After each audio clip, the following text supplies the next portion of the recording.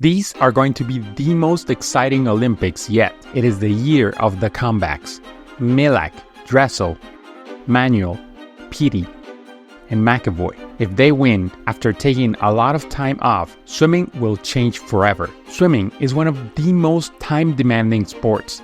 For competitive swimmers, timing in the pool is used for recovery, conditioning, strengthening, rehab, technique work, and competition. Coaches are terrified of their swimmers staying away from the pool for even 2 or 3 days, let alone months. For athletes at the top, swimming is also their job.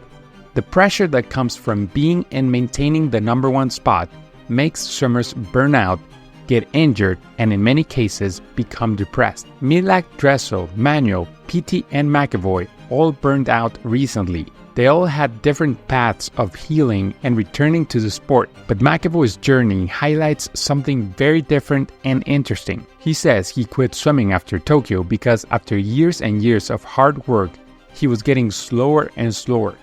Then he tried other activities and consulted different experts and came up with new ideas on how to swim faster based on other sports. He came back 12 months later with his new coach, Tim Lane. They explored and tested those ideas on every detail in Cass swimming pool with high-speed cameras and different measuring devices. For more details on the training he's doing, I'll leave a link in the description. One of the most important things he's doing is having autonomy over his workouts.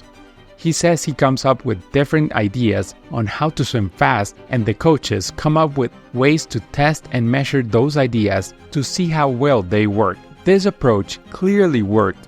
He finally started swimming faster until eventually he became the world champion last year in the 50 free, winning by one of the biggest margins yet and becoming the 4th fastest swimmer in history. If he wins this year at the Olympics, the swimming community will surely change their ways. One of the things that make me angry is when coaches don't let swimmers have any autonomy. Swimmers often come to our swim camps and discover new ways to swim fast. Then they go back and their coaches deny them the opportunity to explore their newfound techniques or new knowledge. Even if the coach knows more, this should never happen. Having a sense of control can make the swimmer happier and more resilient in the long run. Many times, swimmers will just quit if they don't feel at least partially in control. Even if you think you know the best way to make a swimmer fast, different things work for each swimmer. Caeleb Dressel is known for having weeks where he swims 60 kilometers. Cameron McEvoy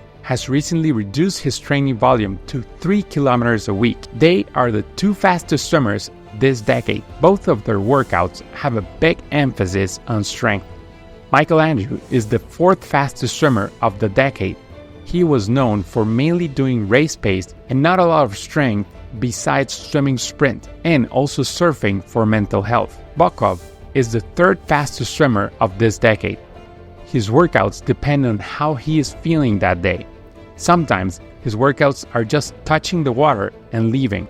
0 meters done. It is also important to note that they all probably swam a lot during childhood. McEvoy swam 70 kilometers per week when he was 13 years old. For contrast, competitive triathletes of that age swim on average 10 kilometers per week. Here's a list of the fastest swimmers in history. We made a video about these 2 before the last Olympics. These 4 have the best chance at breaking Cesar Ciolo's world record. It is very interesting to note that the 4 of them have taken into account their mental well-being as part of their training strategy. If feelings weren't involved in swimming, it wouldn't be nearly as exciting to watch them at the Olympics. Luckily for us, swimmers have been more open about their feelings, letting us in and carrying us in their journey back to competitive swimming. That's what makes these Olympics the most exciting yet. Who would make you the happiest if they win the 50 freestyle? For me, that's Gabriel Castaño, the only Mexican swimmer in my lifetime ranked in the top 8 in an Olympic year. If you want to know the story of the 2 fastest swimmers in history, click here. See you there. Swim fast.